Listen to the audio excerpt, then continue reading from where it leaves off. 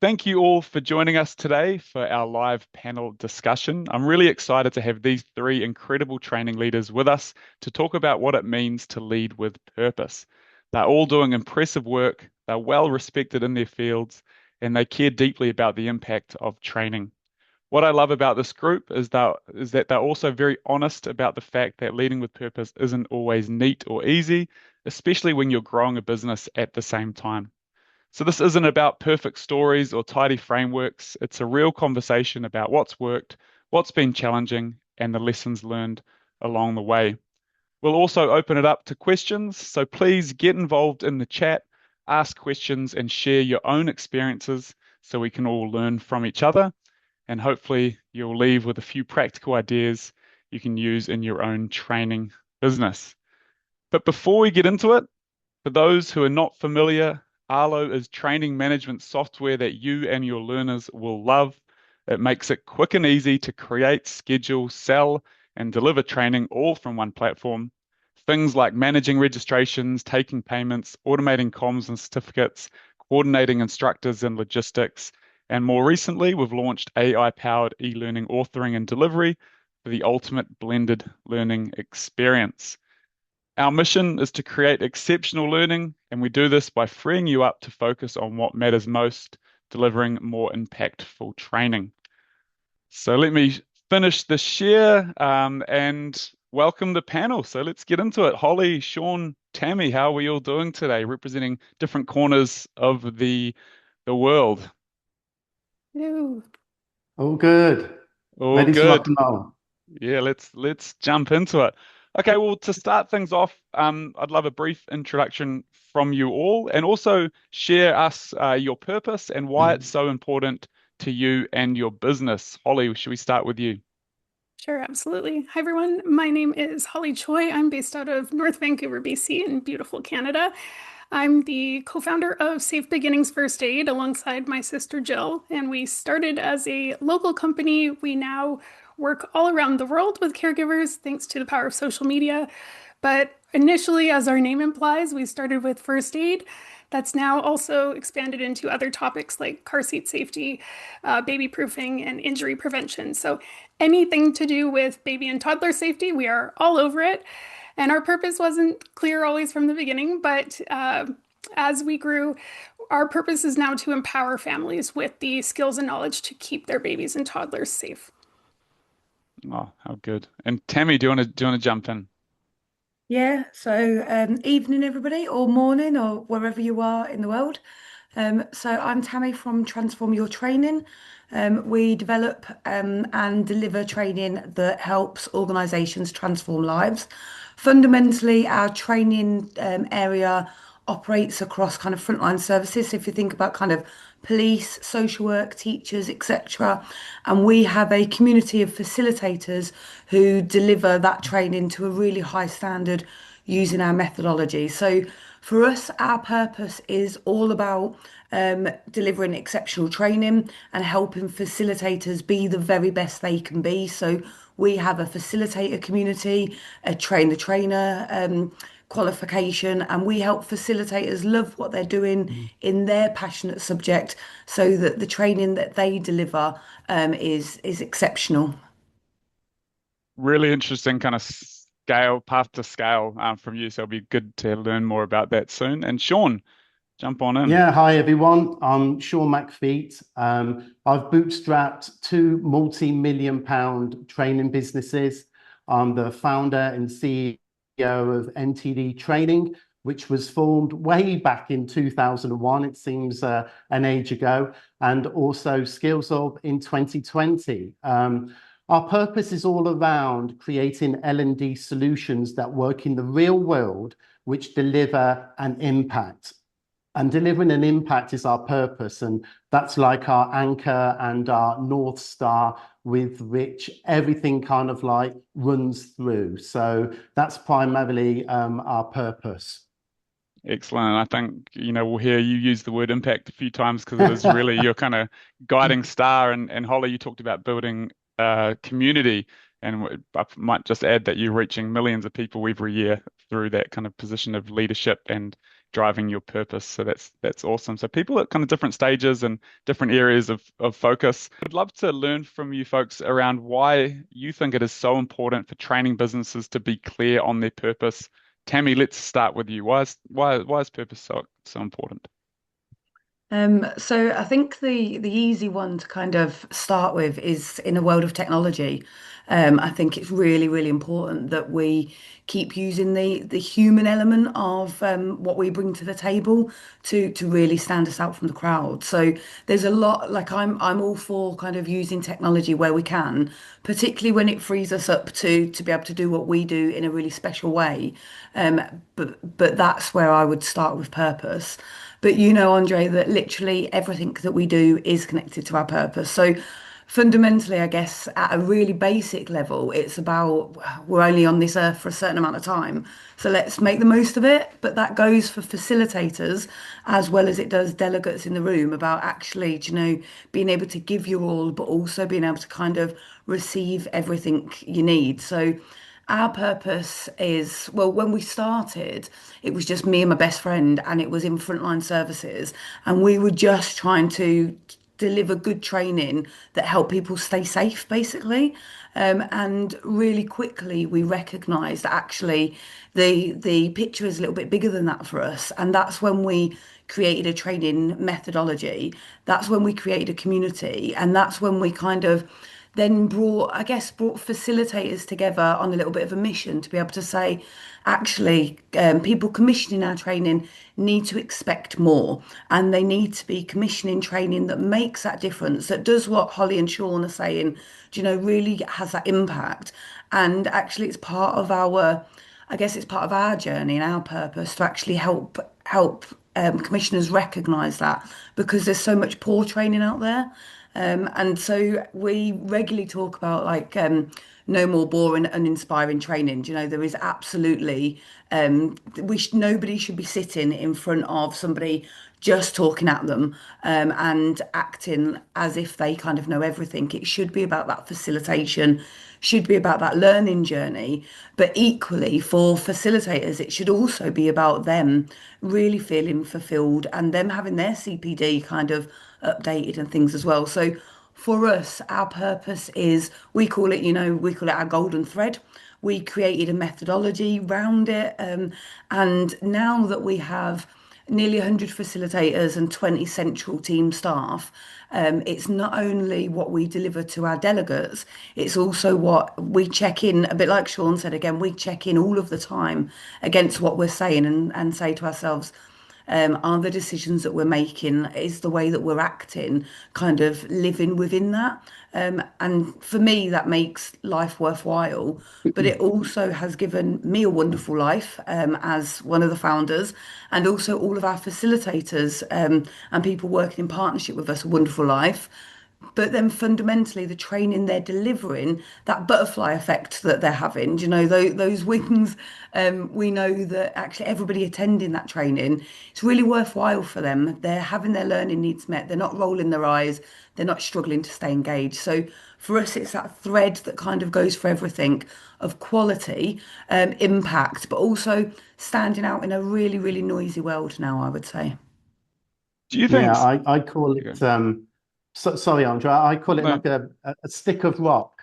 It's a stick of rock, your purpose, and you break the rock and it's whatever it's there no matter where it is. So Yeah. it's like it's always embedded through. Do you think sometimes training providers kind of take their purpose for granted or expect everyone to see their world view when actually they need to just keep hammering that drum and being consistent? Holly, and also um, how like has your purpose existed from day one, and how do you get that message out there? Yeah. Oh, absolutely. I mean, especially working in safety, I find safety's not very sexy for a lot of people, so it's something that you really have to keep driving home. In terms of our purpose, it's definitely something that emerged later for us. It was probably 2 or 3 years, if I'm being honest. What really started happening was when we started just doing first aid courses, again, very focused for new parents, baby toddler safety. We would get a lot of questions after the class, anxious questions. What do you think about feeding my baby this way? Are they more likely to choke? Do you have any recommendations for a baby gate? What do I do with my child's car seat?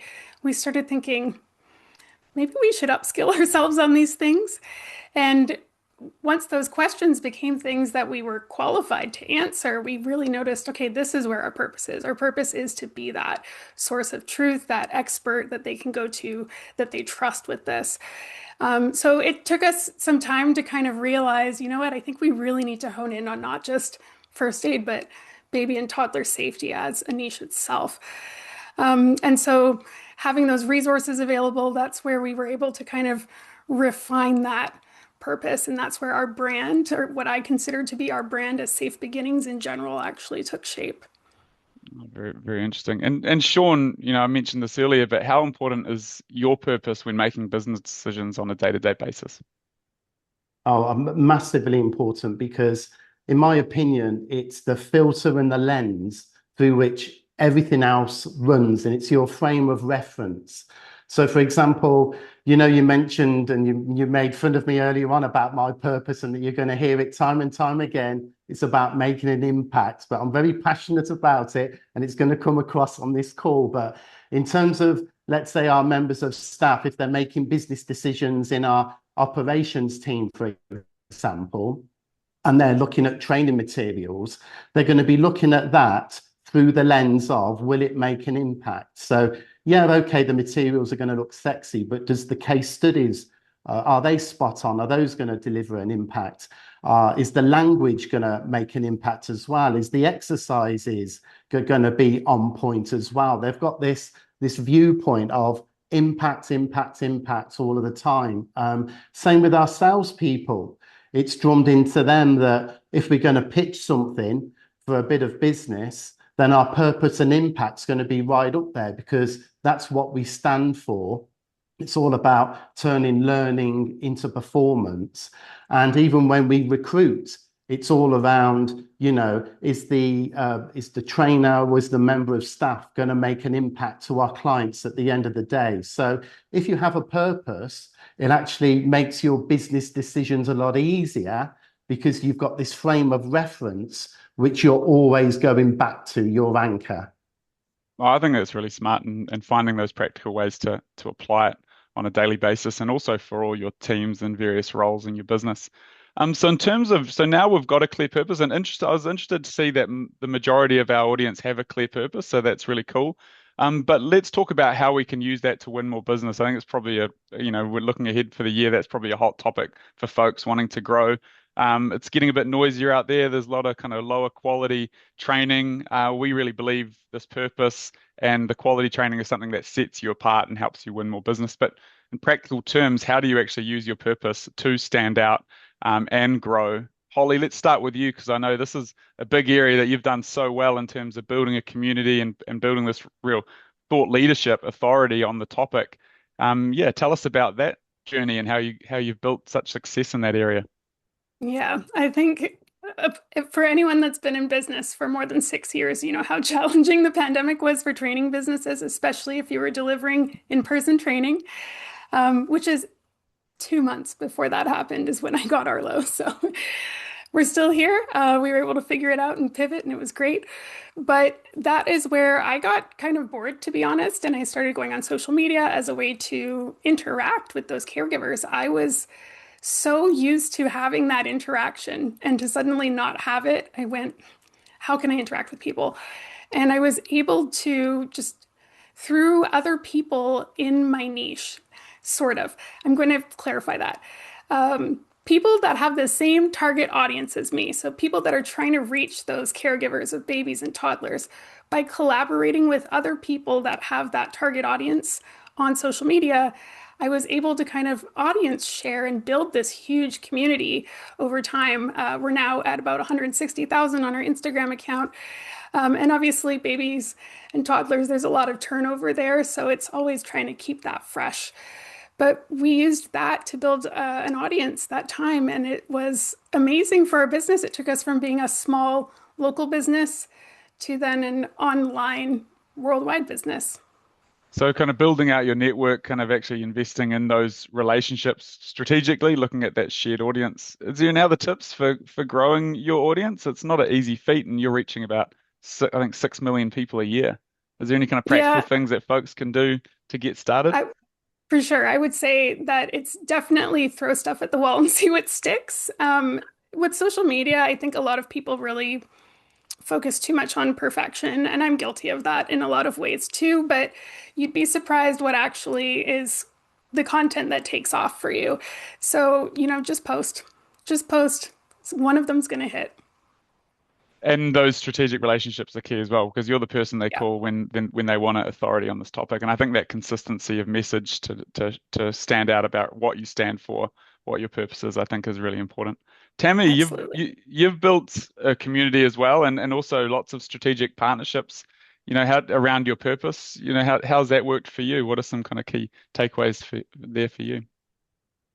I think I concur with what Sean said earlier about actually just going back to that North Star all of the time, because there's been many a time, I guess, in our journey and in our growth where actually it's been really tempting to actually take the easy win, and we've had to really kind of hold fast. Like we've just gone through a process. I know we were talking about it last week, Andre, of investment and growth from that perspective. And we've had offers previously, and been really tempted by them because it would have made life a lot easier, but actually turned them down because they don't align with us. And fundamentally for us, we have this, I guess this golden thread of really believing in the importance of lived experience, of really kind of championing people from an equitable perspective in the way that training is delivered, so that it meets people's learning styles, irrelevant of what kind of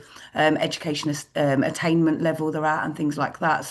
So we curate all of our sessions so that it's very much around kind of delivering equitable and impactful learning, and then we use this as our USP, really. Do you know? And I would say at the beginning of our journey, it was just literally me and my best friend, trying to solve a problem. A little bit like Holly's saying, with our journeys aren't dissimilar, Holly, but we've kind of gone in the way of public tenders and kind of working with government agencies and things like that, plus also building a community of trainers where for us, exactly what you're saying, it's about collaboration. It's not about competition, because for us now, our North Star is about the fact that actually it's not complicated to deliver powerful, impactful training. There's actually now everybody here, like you're saying, 80% of people here are saying they've got a purpose. There's loads of really good trainers out there with a purpose. Now, for us, it's about helping them being able to amplify that and get that message out there in a way that is a framework and is streamlined, and people can hear. Because part of our journey that was most difficult was recognizing that actually sales in that way isn't a bad thing. Do you know, if you truly believe what you're doing is the absolute best it can be and is making the difference, like Sean was talking about, actually being able to get it out there and for people to be able to find that in a noisy world, it is an important thing. Sean, how have you navigated that tension, I guess, between purpose and money, and kind of what's the relationship, in terms of your long-term success? Yeah, it's an interesting one, isn't it? Because I suppose if purpose doesn't make you money, you're not going to survive. And if all you're in it for is the money, then what's the bloody point of having a purpose? So I'm a bit like Holly and Tammy. When I first started MTD training way back in 2001, we didn't have any purpose, we didn't have a mission, we didn't have values. I just wanted to put food on the table and see if I could survive and cut it as a quote unquote entrepreneur. So over the years, I kind of like found out by the rhythm of training what I was more good at and what I was attracted to, and that's where the whole thing around impact came about. But in terms of purpose and money, it can cause tension. And I've got a really good example if I could just cover that one, Andre. Yeah, go for it. Yeah, okay. So it was about 15 years ago now, and we'd won a big deal, and it was over 8 countries with 8 different local languages that was required, 450 staff members, and the client wanted it delivered within 3 weeks. Okay, and I remember seeing this deal over my desk, and I was looking at it and went, oh shit. Okay, so I had the angel on my left shoulder and I had the devil on my right shoulder. The angel said to me, don't touch this with the barge pole, right? Because it wasn't congruent with delivering excellence or making an impact. We only had 4 trainers who could speak the local language, and we needed 8. So we needed to recruit another 4 trainers in the local language, which would mean that we'd have to recruit and go on the fly. So on that part, it was, no, I shouldn't really touch it. But then there was this little devil on my right-hand shoulder who said to me, how much are they paying you? And I actually went with that one. Okay. So, not proud to say it, but I went for the money instead of opening the box. And that's not to say that we didn't do a good job, because the client was really, really happy with what we did. It just wasn't congruent up to our standards, because we had to deliver and design it in 3 weeks. It caused a lot of stress with a lot of my staff. People had to cancel holidays to get it done. And we learned a hell of a lot of lessons, with regards to that. So that was quite an interesting story, whereby the client was happy with good, but one of our values is good isn't good enough. We demand excellent. And it didn't really sit with me. We did get repeat business from the client, which was great, but there was just something in me which I went to bed at night and it just wasn't sitting right with me at all. That level of quality and trust, I think, comes through from all three of you and is so important. And so kind of when you start to kind of put that at jeopardy, for short-term gains, it can really impact kind of longer term, kind of sustainable growth. Holly, how important is trust to you and your business, tied in with your purpose? Well, it's everything. All of the good opportunities that I get are because people trust me. So having things like television media, I wouldn't have any of that if it wasn't for trust. But I think to me, it's all about integrity. Your integrity is everything. And if you take some kind of paid collaboration or some deal that does not align with your brand or your brand values, your purpose, people that are watching you, your audience or, prospective clients, they're going to see that right away. It's so obvious to them. And so it's really about making sure that you're staying within your scope. You know really clearly defined what your purpose is and that you can deliver on the thing that you're signing up for. So I love that. I love your example, Sean, because that is a beautiful example of integrity and going for the thing that we know that might just be a little bit outside of what we want to do. So yeah, it's all about trust. I think if you have the trust of your clients or your audience, whoever it is, then your brand is going to grow. Tammy, you've got big ambitions, don't you? And you've kind of got a bit of a pathway to make massive impact in the UK. And since joining Arlo, I think you've grown about 10x. What do you think that relationship is between your purpose and values and profitability, and even from a company level down to kind of individual trainers and people in your team? Just yeah, how does that relate? Because it's on the one hand, it kind of there's a tension, but on the other hand, they're quite aligned. But how do you balance that? I think I guess agreeing with both what Sean and Holly are saying, but also recognizing that sometimes, on a dark day, it's difficult to make those positive decisions. When our community, when I look back at our journey, I started, or myself and Faye started delivering training about 8 years ago now.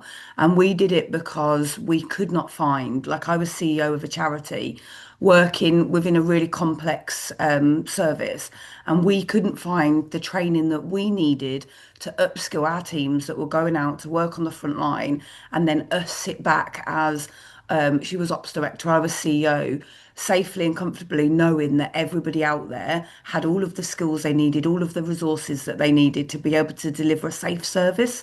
And so we couldn't sit back and and we didn't have that reassurance. So we got frustrated and we ended up just doing it ourselves. And that's, I think, when Holly talks about actually her passion and about actually keeping children safe, and the fact that realizing that as you were doing it, Holly, that's exactly our story. We realized what we were doing was pretty special as we were doing it. But then, interestingly for us, I guess our trajectory changed a little bit when people started asking us to do more, and we couldn't do more because we also had full-time jobs within sectors that we absolutely loved. And I was by that point working within Parliament, and I was a thought leader, and I was really busy, and I had little kids.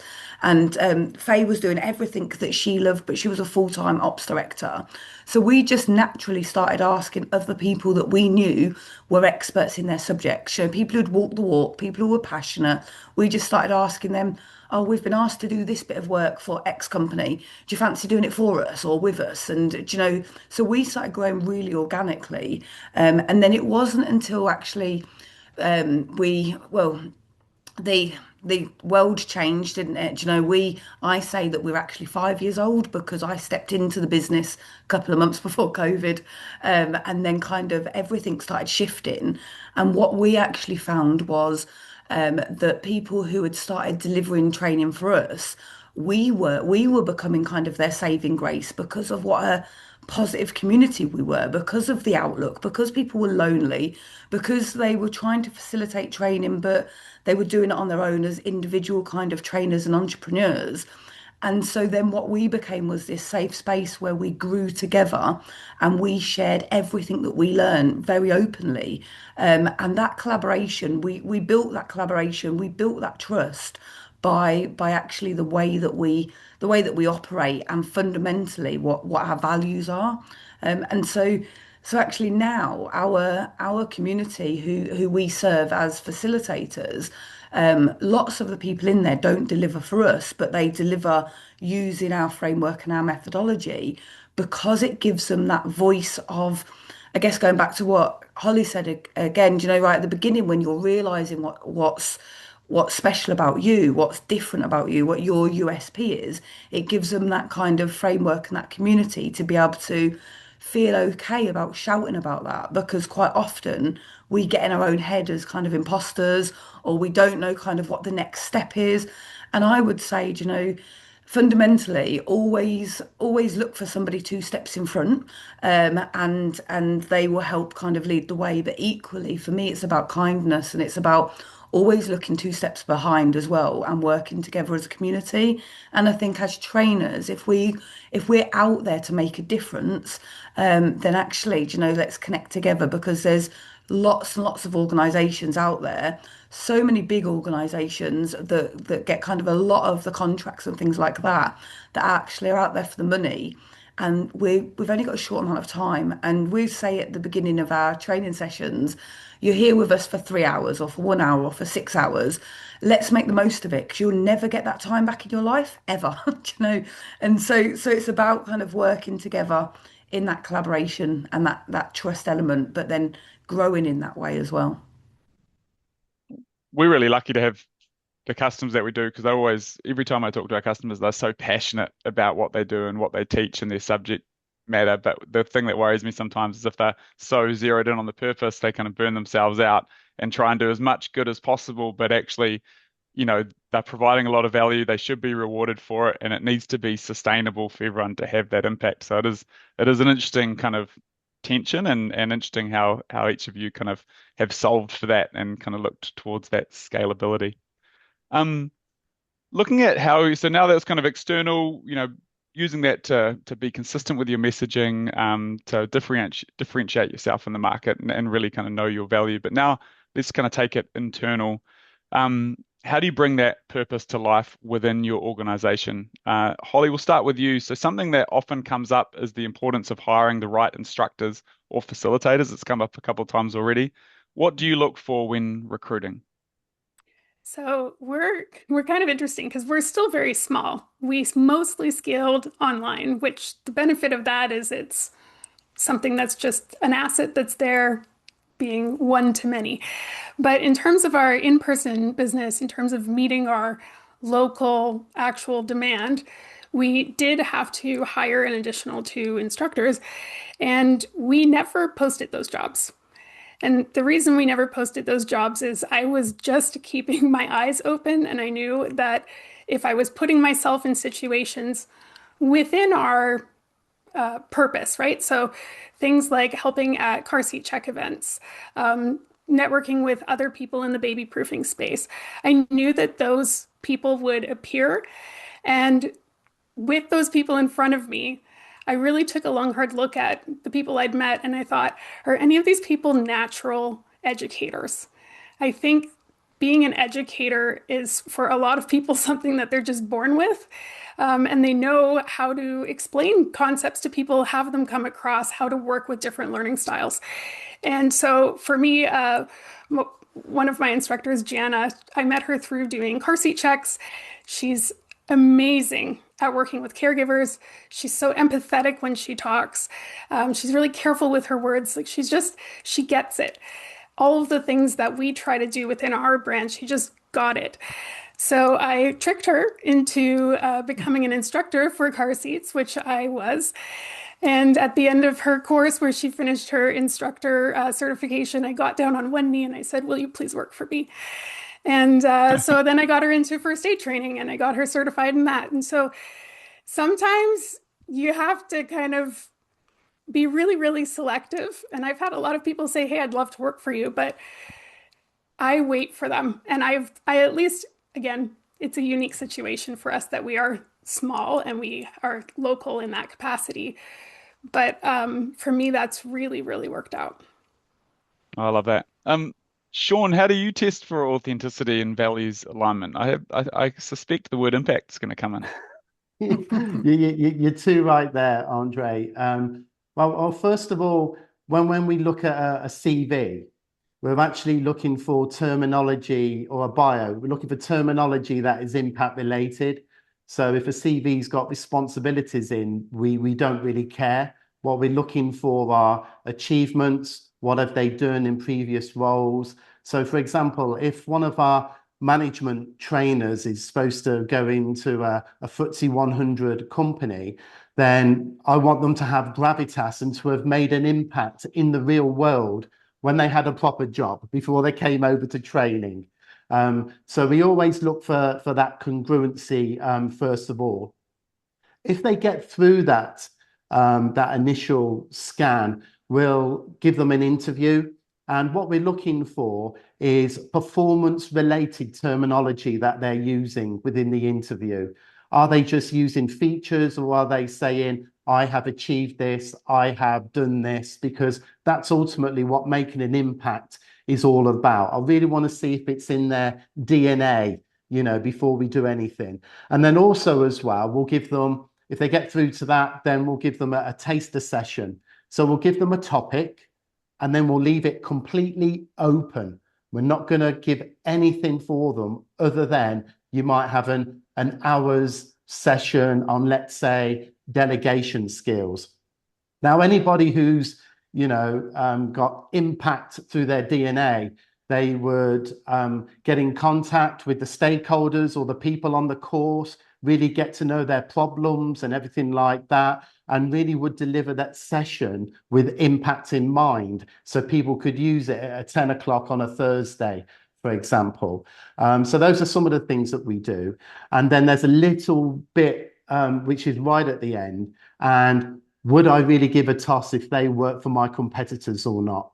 Yeah. That is a bit of an acid test question. And if it's no, we've got to have them come in. If it's no, they can go and lose one of our competitors' money. So that's kind of like how we use impact. Kind of looking behind that CV and actually for some other signals around, how well impact kind of fits with their lived Definitely. experiences. Um, Tammy, you have a pretty interesting recruitment process. It kind of ties into that kind of scalable model. I mean, do you want to kind of give us some color into how it started with a bit of a push and now it's a bit of a pull, right? People are coming to you and you've got these kind of different stages in recruitment. Do you want to tell us a little bit about your process and also kind of how you value the lived experience? And you mentioned it a little bit earlier, um, in terms of, aligning with your values, but also ultimately delivering quality training. So yeah, give us a bit of insight into your recruitment process and lived experiences. Yeah, so I guess my answer is slightly different to Holly and Sean's because actually when people come to us and apply to us, I fundamentally, right at the beginning, hand on heart, couldn't care less whether they're a good trainer or not because we'll make them a good trainer. We only recruit based on two things. So our application form asks them about their values and our application form asks them about their lived experience. And that lived experience can be personal or professional. So, from a perspective of kind of leadership training, you can imagine that there's quite a lot of professional experience that comes through there. But also, they may have run a busy household, they may have cared for people at home. Do you know, leadership comes in all wonderful kind of shapes and sizes. And then also kind of from a lived experience perspective of we have people who are police officers, for instance, retired police officers, some current serving police officers, but we also have people are on life license and spent a long time incarcerated and are now kind of working and living within the community and things. So we fundamentally we recruit based on their values and their connected experience to the subject that they want to deliver. Now we're really lucky, I guess, because we have a little bit of a pipeline now because our trainer qualification has won national awards. We've done TED Talks, things like that, because there are lots and lots of people out there delivering brilliant training. But what we've done is put a framework around what is brilliant training. And so then people who don't deliver for us, we have hundreds and hundreds of people who don't deliver for us who have our qualification and they use that as kind of their selling point and their badge of honor. But what that also means is if they've been in part of our community, they've been for our trainer course, they hold that qualification.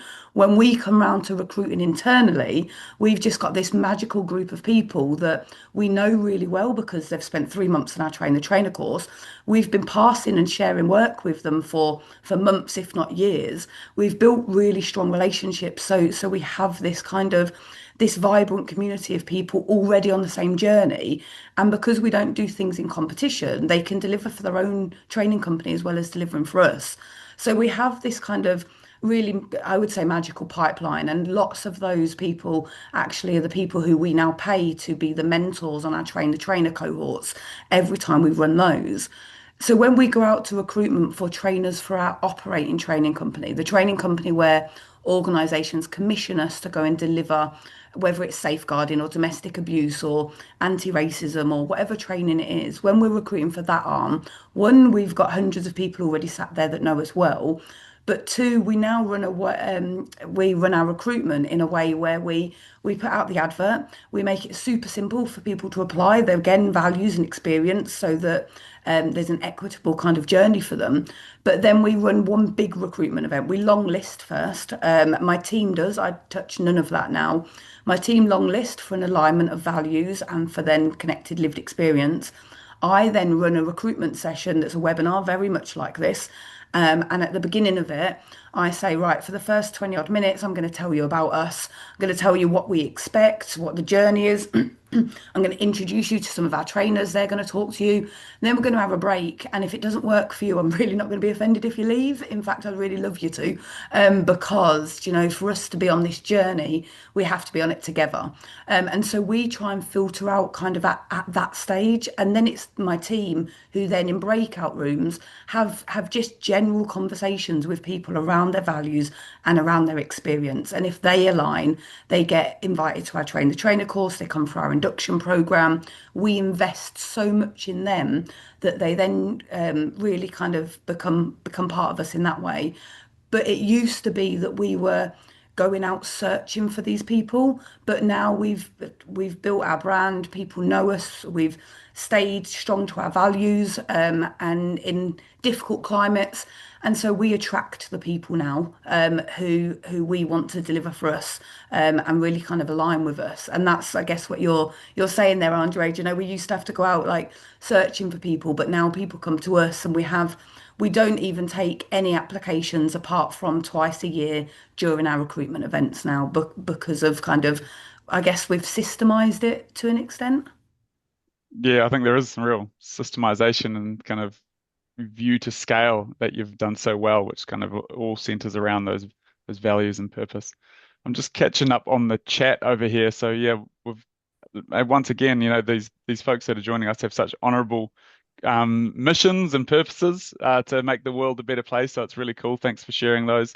They also kind of have shared stories around, looking at deals that don't align with their purpose as well and having to turn those down.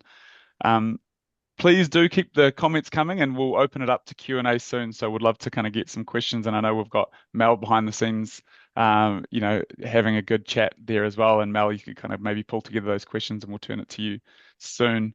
Moving into kind of the final section of this, and that's really around that scalability piece.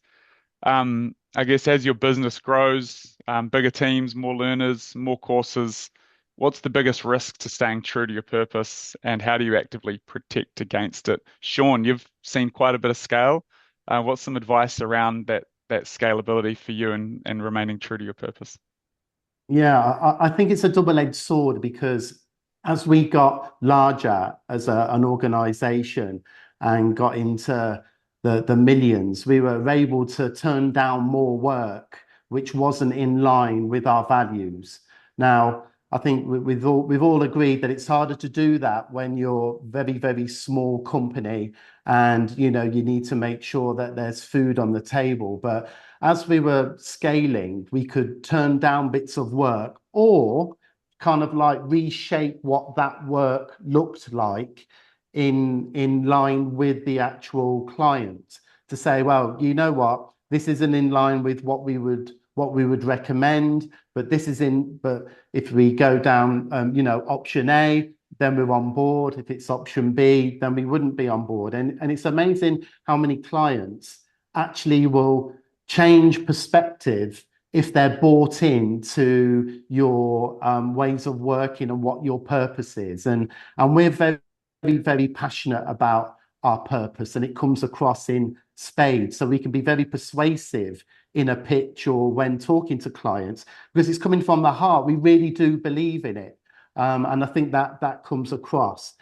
Conversely, when we're scaling and we've got loads of staff, your span of control gets bigger.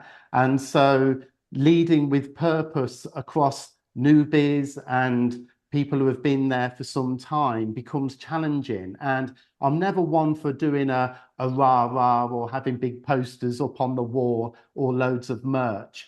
I'm one for having our purpose and our mission and values come to life within one-to-ones regularly, the daily conversations that we have within the company, and really making sure that everybody's role is understandable in terms of the purpose. Because it's all well and good having an impact, but what does an impact mean to a finance person? What does an impact mean to a trainer? What does impact mean to our administration or apprenticeship team? So as you scale, you have the luxury of turning down deals or shaping them the way that you want them, but then also your span of control gets a lot larger. And so you need to make sure that you've got processes and activities in place to make sure that it becomes a way of life. Yeah, I think that's really interesting, and I think a lot of our customers, on that journey have gone from someone who's really leading the company and is the kind of heart and soul, is the culture, and then they're having to relinquish some of that control. How have you found that, Holly, when you're having to hire and hand over the baton because you can't do everything? Has that been a challenge? I wish I could do everything. I'll be honest, this is somewhere that I still struggle because I'm a bit of a control freak, and it's this tendency of protecting my brand in the back of my brain. I want to make sure everything is done just the way that I want it, and learning to trust that I've hired the right people because they share those values, they understand the purpose. Learning to delegate, okay, what do I actually need to do as me and what could someone else do for me has been a learning curve for me, but it's a really important learning curve because once I was able to say, okay, you know what? In-person training does not need to be me anymore. I can focus on the online portion of our business. That allowed us to then scale the online and make a huge impact in that. So I think as long as you can work on your stubbornness, I work on that every day, but it's a journey. And that's, when you talk about online and opening up a whole new revenue stream, what's kind of led to that decision for you in terms of scalability and ultimately delivering on your purpose, right? Having a bigger impact, beyond your local town, country, that type of thing. Yeah, what led you down that path of scalability? Because I think folks have that option out there. We would get a lot of requests. So, for reference, Canada, we've got about a tenth of the population of the United States, a huge landmass. We're all spread out. So we would get requests from other areas in the country of people that were interested in our training. Do you have someone local? And it wasn't something that we could feasibly start doing at that point in time. So I thought, what if we offered something online that people could take from wherever? And I initially actually built it as just a Canada focused thing. But once that audience started to grow on social media, so we initially started this, I want to say 2018 for online. By 2021, most of my audience was actually based in the US. So I actually refilmed all of my online work to be a bit more inclusive of other countries right off the bat.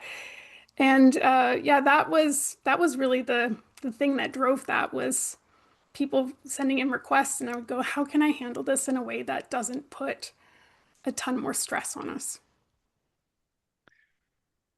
Just opening it up to the audience here. Please do get your questions in. We're going to have about 5 minutes Q&A. And then we'll get the panel to kind of share that kind of, I guess, one key takeaway for you guys to walk away with or some closing remarks. So please do. You've got some time to ask some questions. So if you have any questions around, some tactical advice, some practical advice for your business, please drop it in the chat. One other thing that I'd mentioned, kind of selfishly, I guess, when we talk about scalability, when we talk about kind of freeing you up to focus on purpose, how has Arlo played a role there for the three of you? Who should we open up? Sean? Yeah, okay. Well, we use Arlo for all of our open courses throughout the UK. And it was only until a couple of years ago where we used to have online booking forms and it was all done manually. When we moved over to Arlo, we were able to take online payments, but then also make sure that joining instructions and pre-course objectives and impact statements and case studies and all of that sort of thing was done before, during, and after each program. So Arlo's enabled us to scale and put more courses on, and we run hundreds of open courses throughout the UK each year. And it's enabled us to, I think it was reducing admin by about 30 or 40% within our operations team, which enables them to focus on the real cool stuff, like, guess what, making an impact. Yeah, I Tammy? would Oh, say sorry, absolutely Holly, with you that go. too, because for us, Sean mentioned, he's a bootstrapper. He's someone that wants to just start with what he's got. And that's exactly how we started our business. We just did everything ourselves. Everything was done through our website. We had people that were transferring between courses, and that all had to be done manually. We had weird notes all over the place, and keeping track of it was really difficult. And even though at the time it was just my sister and I, it was starting to feel like, oh my gosh, we are going to start making mistakes because this is starting to get messy. And that's when I went on that journey of, okay, I need to find some software that will work for me. So it also, again, freed us up to do things that we actually should be doing with our time rather than stressing out that we're maybe making mistakes in the back end. I think that's such a good point, Holly. Do you know, like we've all sat here and said how important quality, impactful training is. But from a customer's perspective, that's what happened with us. Do you know, we started dropping the ball because actually, how many balls can you juggle? And actually, I don't really care that much about the admin balls. I know that sounds awful, but you know, I want that stuff to magically happen so we can do what we really care about, which is delivering the training. And so we were just juggling everything, and you'd miss a delegate off, or you wouldn't send the right joining instructions, or the certificates wouldn't get sent for 3 weeks because actually, do you know, yes, I know they need them, but we're already delivering more training by this point, and that type of stuff, that mental load to an extent, that's what Arlo has taken away for us because. When we say, you know, we sell quality values-led training, that's what we're selling. We're selling the methodology for it, and then we're selling courses that are delivered using that methodology. But actually, for the customer, that quality includes all of that communication and all of that admin, and you know, so we had to, I guess, kind of grow up a little bit in my mind and go, no, no, no, no, all of this matters, not just the people that turn up in the room and what they deliver on that day. All of the pre stuff matters, all of the post stuff matters. And then I guess for us, really importantly, because we have so many facilitators kind of based all over the place now as well, that facilitator communication, the fact that that's automatic and we don't need to worry that they don't have that they have the information that they need to go to the right place, that the I don't know, we send out like electronic feedback forms and things like that, that the facilitator doesn't need to worry about any of that either. That's how it helps us really, I guess, take away having to think about all of that stuff, which some people absolutely love, I'm sure, but then they're probably not the ones facilitating the training, you know. So I think it's a big credit to all three of you being kind of system thinkers, when it comes to like finding ways to have that impact and actually kind of analyzing where the time is being spent and where you can kind of focus for the maximum impact, Sean. But then I think ultimately it also ties into that learner experience and all those different touch points that you mentioned, Tammy. So one final question to each of you guys to kind of end this up. We've got 5 minutes left, so kind of 1 or 2 minutes each. You know, looking back at this conversation, what do you think are some of those key takeaways or actions our audience should take to help them lead with purpose and grow their training business? Who wants to start? I'll Ollie. say for me, find those strategic partnerships, find people that you can learn from. That was the biggest thing for us was being able to work with others that had that same target audience. Tammy. Yeah, so I guess for me is it's really easy to get into kind of a fearful mindset in the world. You know, I think the world is a difficult place at the moment. Find people like you, find your community, and really challenge yourself to work with others because I really believe that actually there's enough work out there for everybody, and if people with the passion, with the purpose align together, then as cliche as it sounds, you know, together we're stronger. So try not to be one of those people that is kind of fearfully hiding away and kind of really isolating yourself. Do you know, do like Holly said, you know, look for those people who you can work with, who can support you, but equally look back and help those people on the journey as well, because that's how you build that trust, that community. And I would say a wise person said to me 5 years ago, do you know, keep doing this and you'll get to a point where you're turning away kind of business. And I thought that they were absolutely Hmm. like I did not believe it for a second. I can say a little bit like Sean now, we're in a position where we can make decisions on what we take and what we do based on kind of our values and impact. And that felt like an absolute unicorn to me when COVID hit and we didn't know whether we were going to survive, do you know. So yeah, trust. At some point you'll be going, I went to that Arlo webinar and this person said to me, do you know.